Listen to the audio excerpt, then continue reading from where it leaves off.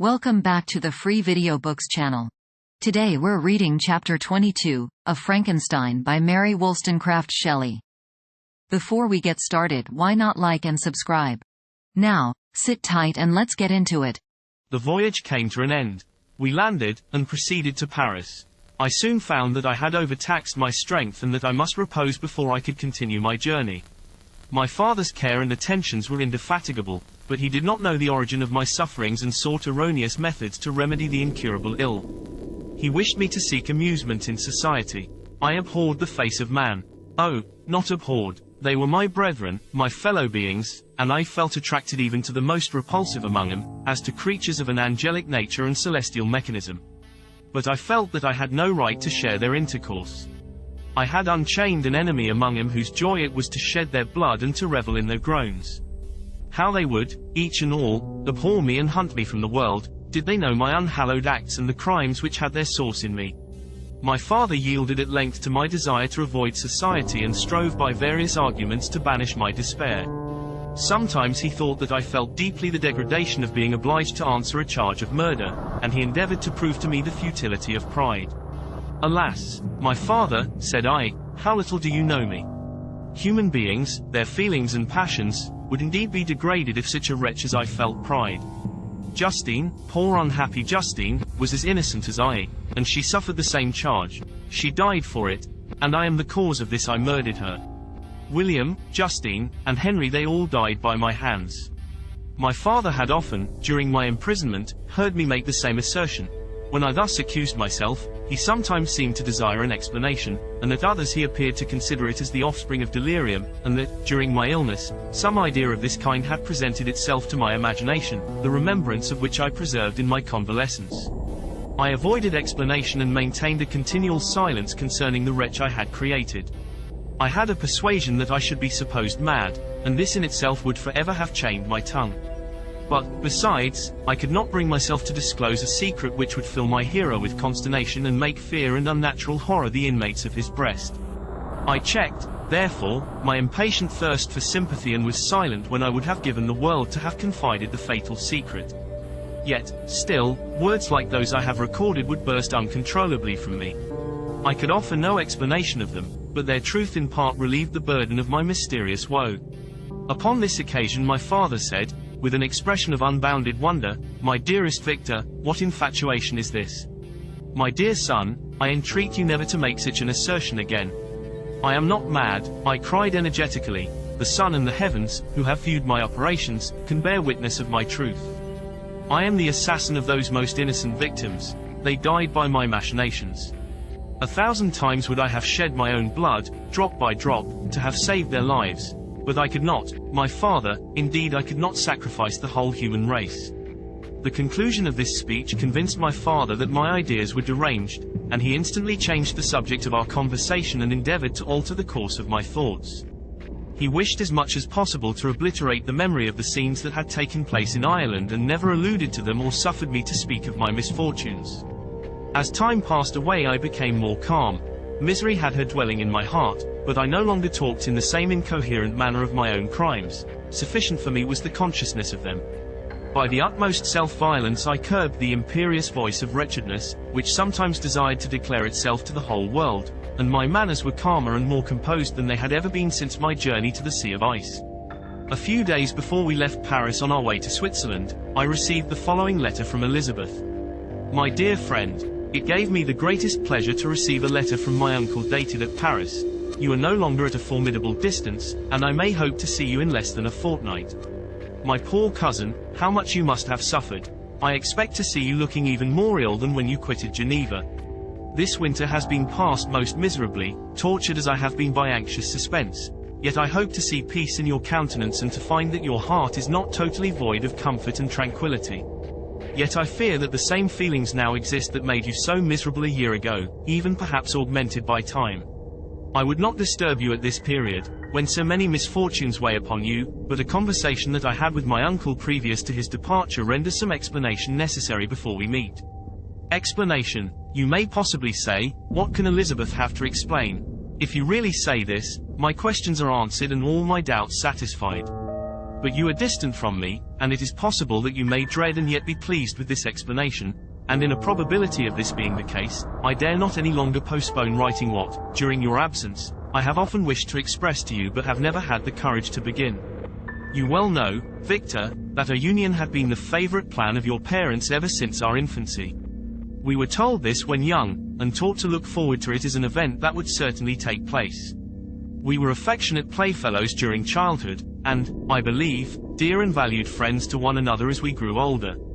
But as brother and sister often entertain a lively affection towards each other without desiring a more intimate union, may not such also be our case? Tell me, dearest Victor, answer me, I conjure you by our mutual happiness, with simple truth, do you not love another? You have traveled, you have spent several years of your life at Ingolstadt, and I confess to you, my friend, that when I saw you last autumn so unhappy, flying to solitude from the society of every creature, I could not help supposing that you might regret our connection and believe yourself bound in honor to fulfill the wishes of your parents, although they opposed themselves to your inclinations. But this is false reasoning. I confess to you, my friend, that I love you and that in my airy dreams of futurity you have been my constant friend and companion. But it is your happiness I desire as well as my own when I declare to you that our marriage would render me eternally miserable unless it were the dictate of your own free choice. Even now I weep to think that, borne down as you are by the cruelest misfortunes, you may stifle, by the word honor, all hope of that love and happiness which would alone restore you to yourself. I, who have so disinterested an affection for you, may increase your miseries tenfold by being an obstacle to your wishes. Ah, Victor, be assured that your cousin and playmate has too sincere a love for you not to be made miserable by this supposition. Be happy, my friend, and if you obey me in this one request, remain satisfied that nothing on earth will have the power to interrupt my tranquility. Do not let this letter disturb you. Do not answer tomorrow, or the next day, or even until you come, if it will give you pain. My uncle will send me news of your health, and if I see but one smile on your lips when we meet, occasioned by this or any other exertion of mine, I shall need no other happiness.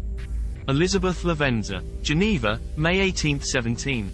This letter revived in my memory what I had before forgotten, the threat of the fiend, I will be with you on your wedding night. Such was my sentence, and on that night would the Darmorn employ every art to destroy me and tear me from the glimpse of happiness which promised partly to console my sufferings. On that night he had determined to consummate his crimes by my death. Well, be it so. A deadly struggle would then assuredly take place, in which if he were victorious I should be at peace and his power over me be at an end. If he were vanquished, I should be a free man. Alas, what freedom, such as the peasant enjoys when his family have been massacred before his eyes, his cottage burnt, his lands laid waste, and he is turned adrift, homeless, penniless, and alone, but free. Such would be my liberty except that in my Elizabeth the first possessed a treasure, alas, balanced by those horrors of remorse and guilt which would pursue me until death. Sweet and beloved Elizabeth, I read and reread her letter, and some softened feelings stole into my heart and dared to whisper paradisiacal dreams of love and joy, but the apple was already eaten, and the angel's arm bared to drive me from all hope. Yet I would die to make her happy. If the monster executed his threat, death was inevitable. Yet, again, I considered whether my marriage would hasten my fate. My destruction might indeed arrive a few months sooner, but if my torturer should suspect that I postponed it, influenced by his menaces, he would surely find other and perhaps more dreadful means of revenge. He had vowed to be with me on my wedding night, yet he did not consider that threat as binding him to peace in the meantime, for as if to show me that he was not yet satiated with blood, he had murdered Clerval immediately after the enunciation of his threats. I resolved, therefore, that if my immediate union with my cousin would conduce either to hers or my father's happiness, my adversary's designs against my life should not retard it a single hour. In this state of mind I wrote to Elizabeth. My letter was calm and affectionate. I fear, my beloved girl, I said, little happiness remains for us on earth, yet all that I may one day enjoy is centered in you. Chase away your idle fears. To you alone do I consecrate my life and my endeavors for contentment. I have one secret, Elizabeth, a dreadful one. When revealed to you, it will chill your frame with horror, and then, far from being surprised at my misery, you will only wonder that I survive what I have endured. I will confide this tale of misery and terror to you the day after our marriage shall take place, for, my sweet cousin, there must be perfect confidence between us. But until then, I conjure you, do not mention or allude to it. This I most earnestly entreat, and I know you will comply." In about a week after the arrival of Elizabeth's letter we returned to Geneva. The sweet girl welcomed me with warm affection, yet tears were in her eyes as she beheld my emaciated frame and feverish cheeks. I saw a change in her also. She was thinner and had lost much of that heavenly vivacity that had before charmed me, but her gentleness and soft looks of compassion made her a more fit companion for one blasted and miserable as I was. The tranquility which I now enjoyed did not endure. Memory brought madness with it, and when I thought of what had passed, a real insanity possessed me. Sometimes I was furious and burned with rage, sometimes low and despondent. I neither spoke nor looked at anyone, but sat motionless, bewildered by the multitude of miseries that overcame me. Elizabeth alone had the power to draw me from these fits. Her gentle voice would soothe me when transported by passion and inspire me with human feelings when sunk in torpor. She wept with me and for me. When reason returned, she would remonstrate and endeavor to inspire me with resignation. Ah, it is well for the unfortunate to be resigned, but for the guilty there is no peace. The agonies of remorse poison the luxury there is otherwise sometimes found in indulging the excess of grief. Soon after my arrival my father spoke of my immediate marriage with Elizabeth. I remained silent. "Have you, then, some other attachment?" "None on earth. I love Elizabeth and look forward to our union with delight. Let the day therefore be fixed, and on it I will consecrate myself, in life or death, to the happiness of my cousin." "My dear Victor, do not speak thus. Heavy misfortunes have befallen us, but let us only cling closer to what remains and transfer our love for those whom we have lost to those who yet live. Our circle will be small but bound close by the ties of affection and mutual misfortune. And when time shall have softened your despair, new and dear objects of care will be born to replace those of whom we have been so cruelly deprived." Such were the lessons of my father, but to me the remembrance of the threat returned, nor can you wonder that, omnipotent as the fiend had yet been in his deeds of blood, I should almost regard him as invincible, and that when he had pronounced the words, "I shall be with you on your wedding night," I should regard the threatened fate as unavoidable. But death was no evil to me if the loss of Elizabeth were balanced with it, and I therefore, with a contented and even cheerful countenance, agreed with my father that if my cousin would consent, the ceremony should take place in 10 days, and thus put, as I imagined, the seal to my fate. Great God! If for one instant I had thought what might be the hellish intention of my fiendish adversary, I would rather have banished myself forever from my native country and wandered a friendless outcast over the earth than have consented to this miserable marriage. But, as if possessed of magic powers, the monster had blinded me to his real intentions, and when I thought that I had prepared only my own death, I hastened that of a far dearer victim. As the period fixed for our marriage drew nearer, whether from cowardice or a prophetic feeling, I felt my heart sink within me. But I concealed my feelings by an appearance of hilarity that brought smiles and joy to the countenance of my father, but hardly deceived the ever-watchful and nicer eye of Elizabeth.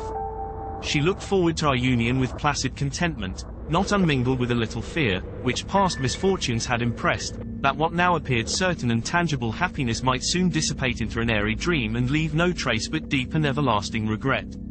Preparations were made for the event, congratulatory visits were received, and all wore a smiling appearance. I shut up, as well as I could, in my own heart the anxiety that preyed there and entered with seeming earnestness into the plans of my father, although they might only serve as the decorations of my tragedy. Through my father's exertions a part of the inheritance of Elizabeth had been restored to her by the Austrian government. A small possession on the shores of Como belonged to her. It was agreed that, immediately after our union, we should proceed to Villa Lavenza and spend our first days of happiness beside the beautiful lake near which it stood.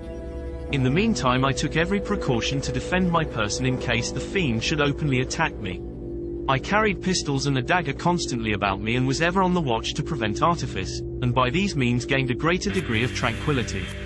Indeed, as the period approached, the threat appeared more as a delusion, not to be regarded as worthy to disturb my peace, while the happiness I hoped for in my marriage wore a greater appearance of certainty as the day fixed for its solemnization drew nearer and I heard it continually spoken of as an occurrence which no accident could possibly prevent. Elizabeth seemed happy. My tranquil demeanor contributed greatly to calm her mind.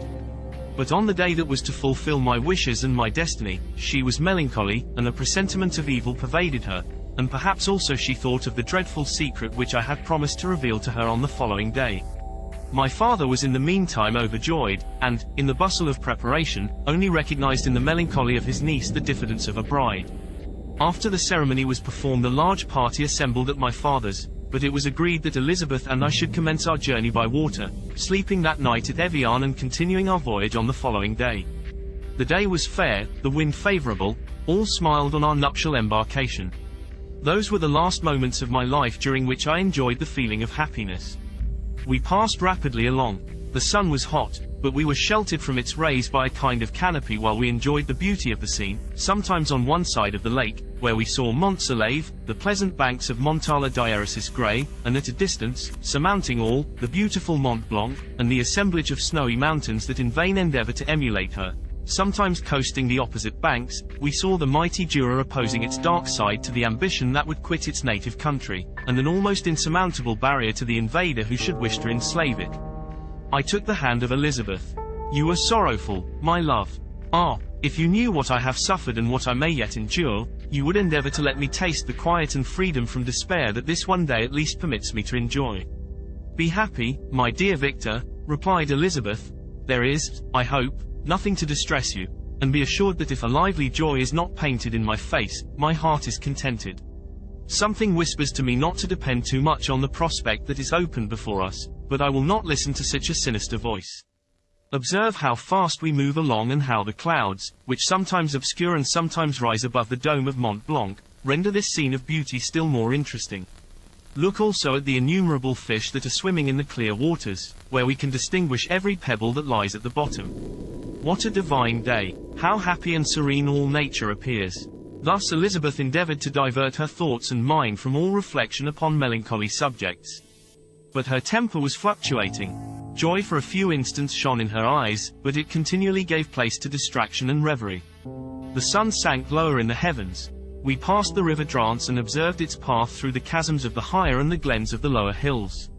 The Alps here come closer to the lake, and we approached the amphitheatre of mountains which forms its eastern boundary. The spire of Evian shone under the woods that surrounded it and the range of mountain above mountain by which it was overhung. The wind, which had hitherto carried us along with amazing rapidity, sank at sunset to a light breeze.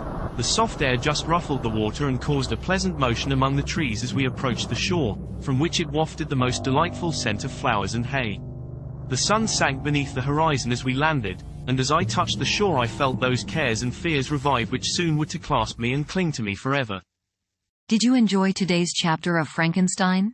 Why not subscribe and ring the bell? Next time we'll be reading Chapter 23. Don't miss it.